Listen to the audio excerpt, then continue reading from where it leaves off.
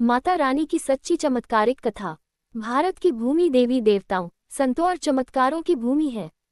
यहाँ आदिकाल से माता रानी की कृपा के असंख्य ऐसे उदाहरण मिलते हैं जिनके बारे में सुनकर मन अपने आप नतमस्तक हो जाता है।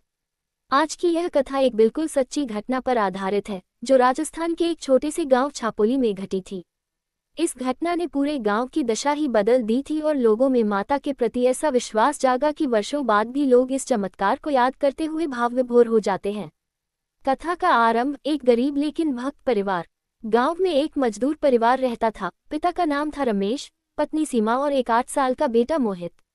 ये परिवार बहुत गरीब था, लेकिन माता रानी में उनका अटूट विश्वास था।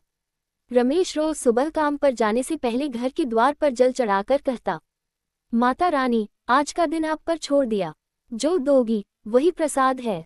परिवार का घर कच्चा था, आमदनी सिर्फ मजदूरी पर निर्भर।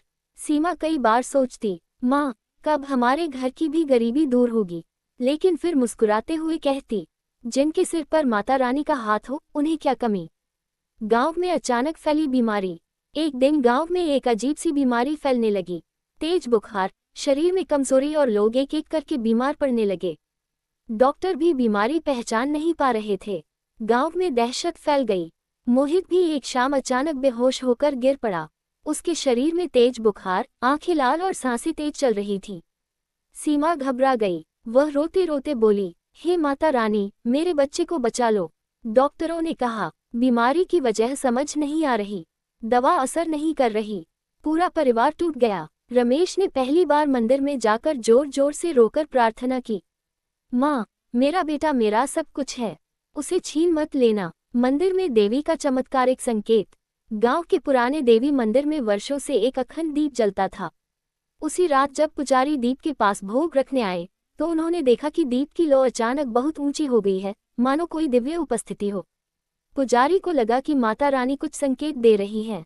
उन्हें एक आवाज सी महसूस हुई, मेरे भक्त कठिन समय में डरते क्यों हो, मेरे मंदिर की गंगा जल से सेवा करो, बच्चा ठीक होगा।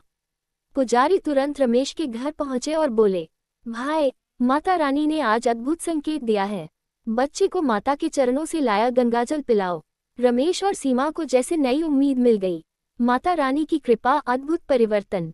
रात के ठीक 12 बजे पुजारी ने गंगाजल लाकर मोहित के माथे पर लगाया। उसी समय अचानक मोहित ने आंखें खोलीं। रमेश और सीमा खुशी के मारे फूट फूट कर रोने लगे। मोहित ने धीमी आवाज में कहा, माँ, मैं ठीक हूँ। मुझे अभी मंदिर की घंटी सुनाई दे रही है, लेकिन घर पर कोई घंटी नहीं बज रही थी। रमेश दौड़कर मंदिर पहुंचा। वहां सच में ठीक उसी समय मंदिर की घंटियां अपने आप बजने लगीं। कोई पुजारी नहीं, कोई भक्त नहीं, फिर भी घंटियां लगातार बज रही थीं। पूरा मंदिर दिव्य रोशनी से चमक उठा। गांव वाले भी दौड़कर मंदिर आने लगे। सबने एक अद्भुत दृश्य देखा। देवी की प्रतिमा के चरणों से हल्की हल्की चमक निकल रही थी, जैसे किसी अलौकिक शक्ति का वास हो। पुजारी ने कहा, माता रानी ने अवतार लेकर बच्चों और गांव को बचाने का संकल्प लिया है।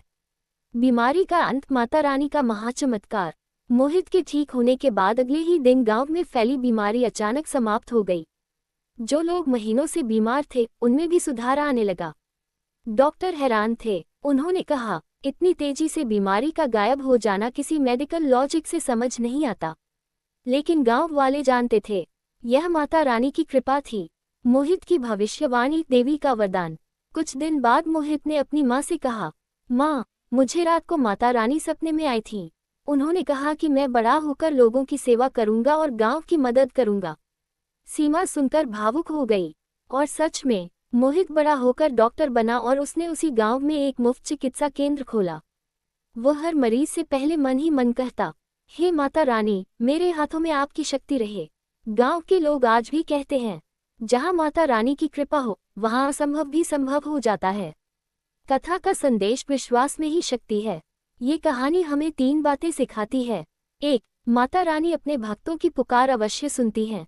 भले दुनिया का कोई उपाय काम न करे, लेकिन माता का नाम लेने से मार्ग बन जाता है। 2. संकट कितना भी बड़ा हो, आस्था हमेशा रास्ता दिखाती है। अंधेरे समय में विश्वास ही दीपक की तरह रोशनी देता है। 3. माता रानी की अनुभूति केवल मंदिरों में नहीं, बल्कि हर दिल में होती है। जहाँ सच्चा भाव हो, वहाँ माता स्वयं विराजमान हो जाती है। एक प्रार्थना माता रानी के चरणों में। हे जगदम्बे, जिस तरह आपने मोहित और उसके गांव की रक्षा की, उसी तरह हमारे जीवन से भी सभी संकट दूर करना, हर घर में सुख, शांति और समृद्धि भरना, और हम सबके हृदय में श्रद्धा, भक्ति और स्नेह बनाए रखना।